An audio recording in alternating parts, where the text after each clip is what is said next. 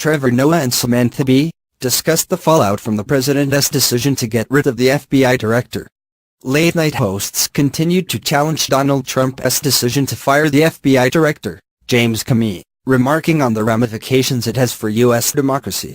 On The Late Show, Stephen Colbert remained surprised at the president's transparency. "We've apparently elected a president who truly does not care what anything looks like, which is surprising for a guy whose actual face we've never seen," he said. He said the move feels like authoritarianism 101 and said that any theories of nefarious motivations were probably spot on.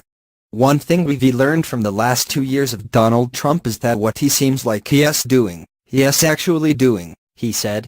"There's no grand strategy." Colbert ridiculed the reasoning behind the decision, which led him to joke, "The Department of Justice is now the Department of Justification."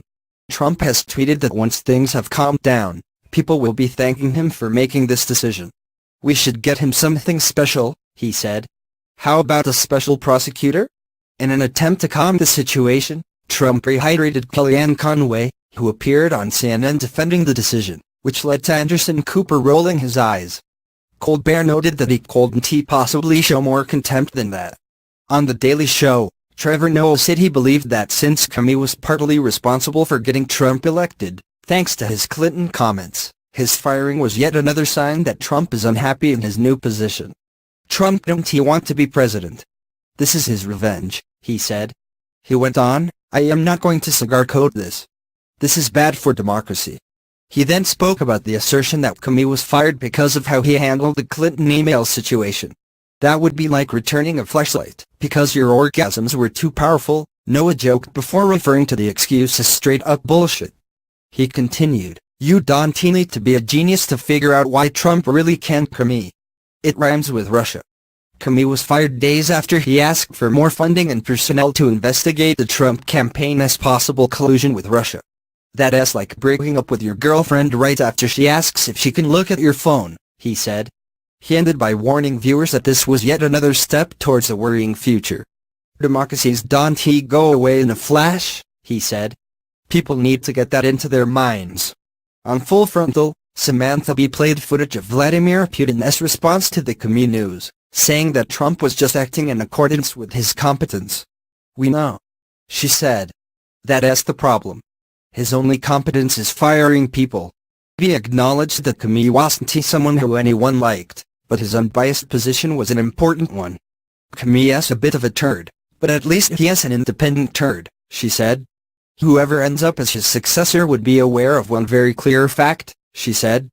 "They know that if they look too hard at Trump's Russia connections, they'll be out," she said.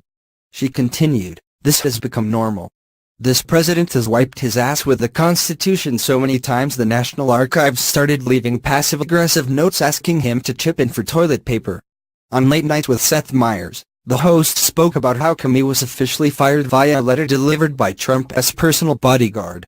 On The Apprentice, at least Donald Trump had the decency to fire people to their face using his now famous catchphrase, "There were 1.5 million people at my inauguration."